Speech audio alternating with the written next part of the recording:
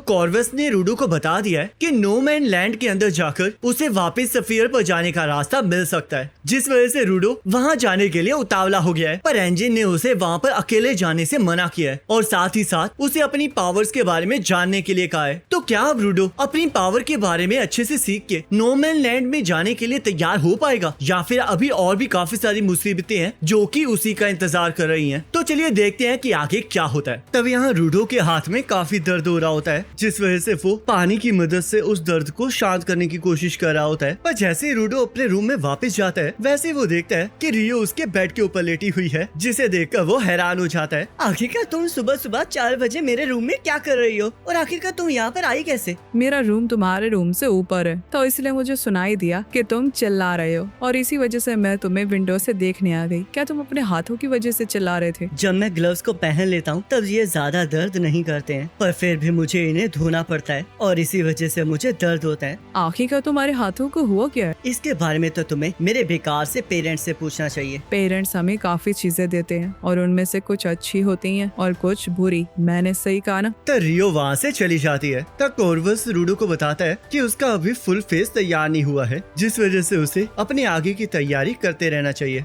तब इसके बारे में रूडो को कुछ समझ नहीं आता, जिस वजह से वो इसके बारे में एंजिन से पूछने लगता है। जब हम लोग नो मैन लैंड में जाते हैं तब हमें एक नकाब पहनना पड़ता है, जिसे फुल फेस कहा जाता है। क्लीनर्स के पास आर्टिस्ट हैं जो कि फुल फेस और क्लोथिंग्स बनाते हैं, पर अगर हम उस बंदे को डेडलाइन दे देते हैं तो वो बावला हो जाता है और उसके काम की क्वालिटी भी कम हो जाती है, जिस वजह से हम उसे उसकी स्पीड से काम करने देते हैं। तब कॉर्वस रूडो को बताता है कि उसे प्रिपरेशन के लिए अपने ऊपर एक स्पेल को कास्ट करवाना होगा, जिसका कारण रूडो को समझ में नहीं आता। तब सैम्यू उसे बताती है कि नो मैन लैंड्स में कभी भी कुछ भी हो सकता है और रूडो किसी ट्रैश बीस्ट का खाना भी बन सकता है, जिस वजह से उसे एक स्पेशल गिवर के जरिए उसके ऊपर प्रोटेक्शन स्पेल कास्ट करवानी होगी। और क्योंकि वो पर्टिकुलर गिवर क्लीनर्स में अभी होता नहीं है, तो उन्हें city of graffiti canvas town जाने के लिए कहा जाता है। तब एंजिन रूडो को उस टीम से मिलवाता है जो कि उनके साथ नो मैन लैंड में जाने वाली होती है, जिसमें से पहली आकुटा टीम होती है और उसके मेंबर्स जांका, रियो और एंजिन होते हैं। दूसरी टीम ईगर होती है जिसके अंदर डेलमन और टामसी होते हैं, और तीसरी टीम सपोर्टर्स की होती है जिसमें ग्रिस, टोमी और फॉलो होते हैं। वैसे तो हम 5 सपोर्टर्स को अपनी टीम के साथ लेकर जाते हैं, पर जब हम लोग नो मैन लैंड के अंदर जा रहे होते हैं तो हम लोग कम से कम सपोर्टर्स को अपने साथ लेकर जाते हैं और गिवर्स को बढ़ा देते हैं। तब डेलमन रूडो से मिलने आ जाता है और चीखते हुए रूडो की लाइफ पर दुख प्रकट करने लगता है और उसके पैशन को देखते हुए उसे ईगर टीम को ज्वाइन करने के लिए कहने लगता है। पर टैमसी इसके लिए मना कर देता है क्योंकि उसे पता होता है कि एंजिन ने रूडो को रिक्रूट किया है, जिस वजह से रूडो आकुटा टीम में जाएगा। तब एंजिन डेलमन को अपनी ट्रेडमार्क स्पीच कहने के लिए कहता है, जिस वजह से जांका अपने कान में ईयरबड्स को ठूस लेता है, पर रूडो को कुछ समझ नहीं आ रहा होता। तब डेलमन अचानक से चीखने लगता है और कैनवस टाउन में जाने के लिए सभी को मोटिवेट करने लगता है, जिसे देखकर रूडो हैरान हो जाता है। और हम देखते हैं सारे क्लीनर्स भी डेलमन के साथ चीखना स्टार्ट कर देते हैं, जिस वजह से रूडो भी उनके साथ ही मिल जाता है और चीखना स्टार्ट कर देता है। तब वो लोग कैनवस टाउन के लिए निकल जाते हैं और कैनवस टाउन को देखकर रूडो बहुत ज्यादा शॉक हो जाता है। क्या ग्राउंड में सारी सिटीज ऐसी ही हैं? बहुत सी बड़ी सिटीज ने यही चीजें करवा रखी हैं, क्योंकि इससे वो लोग सफियर के कचरे से बचते हैं। जो लोग सिटी में नहीं पहुंच पाते उन्हें बाहर रहना पड़ता है, जिस वजह से वो कचरे की बारिश में मर जाते हैं। तो इसलिए ग्राफिटी को ड्रॉ किया जाता है ताकि वो लोग खुद को बचा सकें। पर तुम्हें इस चीज की चिंता करने की कोई जरूरत नहीं है, क्योंकि ये तो उन लोगों की वजह से है जो कचरा नीचे फेंकते हैं। तब वो लोग टाउन के अंदर जाने लगते हैं और वहाँ पर कुछ लोग दरवाजा खुला होने के बावजूद भी उस टाउन के अंदर नहीं जा पाते, जिस वजह से वो बहुत ज्यादा कंफ्यूज हो जाते हैं। तब सारे क्लीनर्स अंदर चले जाते हैं, जिन्हें देखकर वो लोग शॉक हो जाते हैं। रूडो,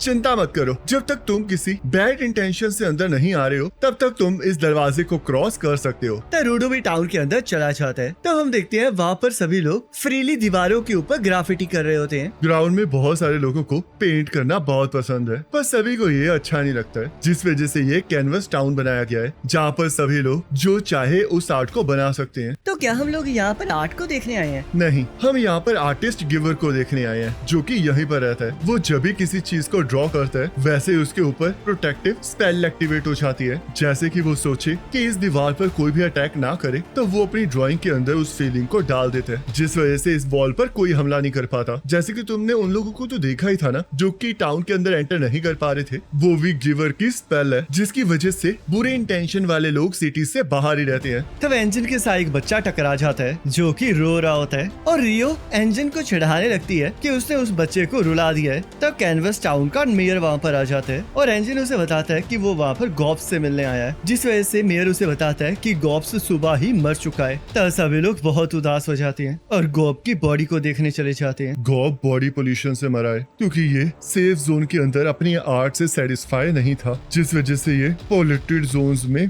पेंट करने जाना चाहता था। मुझे पूरा यकीन है कि ये वहाँ पर बहुत बार बिना मास्क के गया है ताकि ये अपने आर्ट का मजा ले सके। मैंने इसे बहुत बार वार्न भी किया पर इससे मेरी एक भी नहीं सुनी। तो रूडो को याद आता है कि एक बार उसने गॉब को कैफेटेरिया के अंदर क्राफ्टी बनाते हुए देखा था और एंजिन ने उसे बताया था कि गॉब कभी भी अपनी गोल से नहीं भटकता है। तो रूडो गो की मौत से बहुत ज्यादा दुखी हो जाता है, जिस वजह से टैम्सी उसे शांत रहने के लिए कहता है और उसे बताता है कि इस तरह ग्राउंड में बहुत बार मौतें होती रहती हैं। गॉब ने अपना सक्सेसर पहले ही चुन लिया था जो कि उसके इस वाइटल इंस्ट्रूमेंट पेन को चलाएगा। इस पेन का सक्सेसर हमेशा प्रीवियस यूजर ही चुनता है, जिस वजह से मुझे नहीं पता कि ये लोग किस तरह अपने सक्सेसर को चुनते हैं। पर आज तक जिन्होंने भी इस पेन को इनहेरिट किया है उसके अंदर हमेशा गिवर की पावर जागी है और उसके बाद वो एक स्पेल कास्टर बने हैं। ये बच्चा रेमलिन टाइशाक है जो कि गो के बाद अब स्पेल कास्टर बनेगा। इस पेन को इनहेरिट करना इस आर्टिस्ट के लिए बहुत बड़ा ऑनर है। एक स्पेल कास्टर इस सिटी के लिए हमेशा आवाज उठाता है, तो क्या एक बच्चा इस प्रेशर को झेल पाएगा? कुछ लोग ऐसे होते हैं जो कि उससे टाइम गिवर बन जाते हैं। एक ऑब्जेक्ट तब वाइटल इंस्ट्रूमेंट बनता है जब उसकी बहुत टाइम तक केयर की जाए, पर जिनके पास पहले ही गिवर बनने का पोटेंशियल होता है और उनके पास कोई अपना ऑब्जेक्ट नहीं होता है तो वो किसी भी ऑब्जेक्ट को पकड़कर गिवर बन सकते हैं और उनकी क्वालिटी भी काफी ज्यादा हाई होती है। पर अगर जांका ये बिलीव करता है कि एप्टीट्यूड भी जरूरी होता है तो शायद ये सच ही होगा।